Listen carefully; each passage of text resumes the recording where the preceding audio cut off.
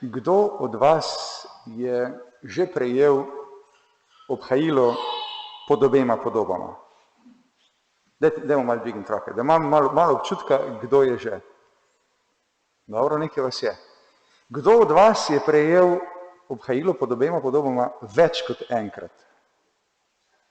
Dobro. Vi mi boste pomagali tole pridigo narediti verodostojno. Namreč, tisto, kar me zanima, je vaša izkušnja. Ko hostijo smo velikokrat že vsi prejeli.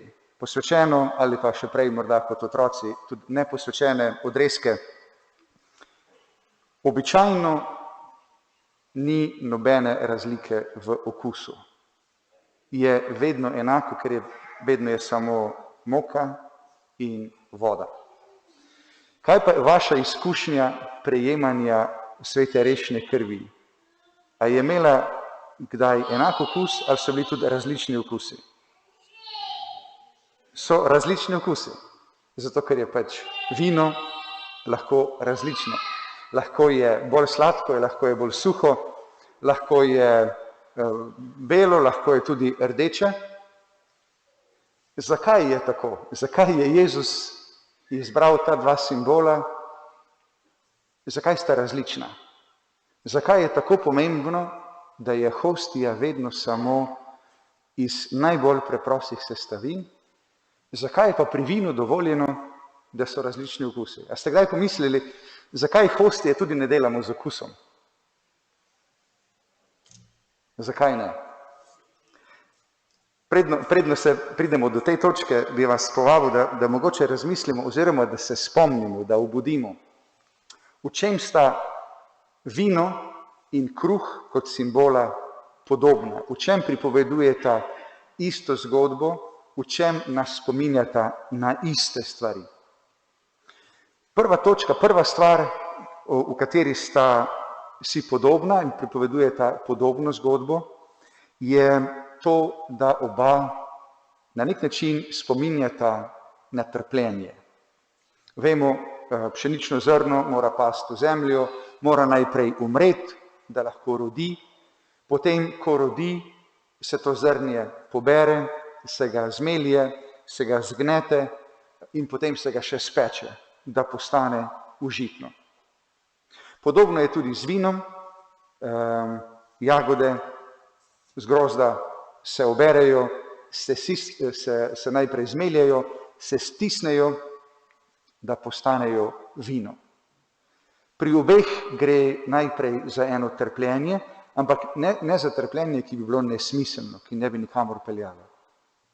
Ampak za eno trpljenje, ki očiščuje, ki prečiščuje in naredi stvari užitne.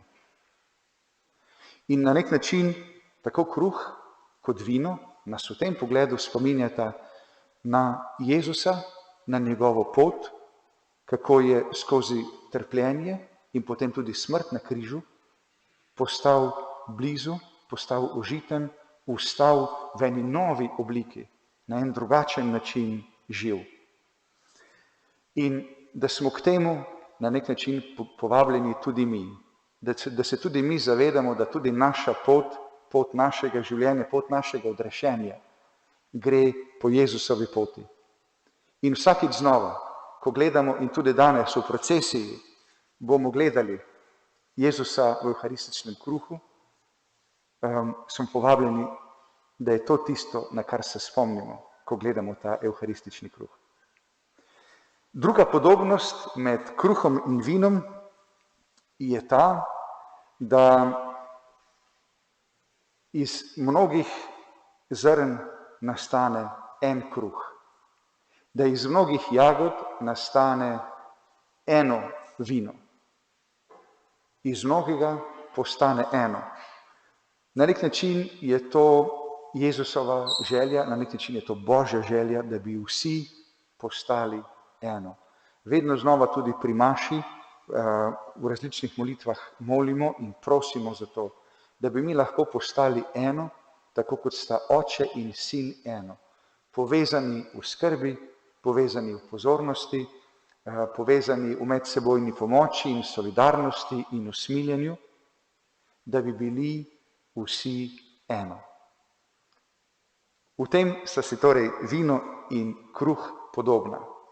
Zakaj sta si torej različna, ko gre za okus? V tem imata pa različno zgodbo in različno sporočilo. Kruh kot moka in voda je prispodoba najbolj preproste hrane. Za tiste tudi najbolj uboge, najbolj revne, ki si morda nimajo ničesar, da bi dali na kruh, imajo vsaj kruh.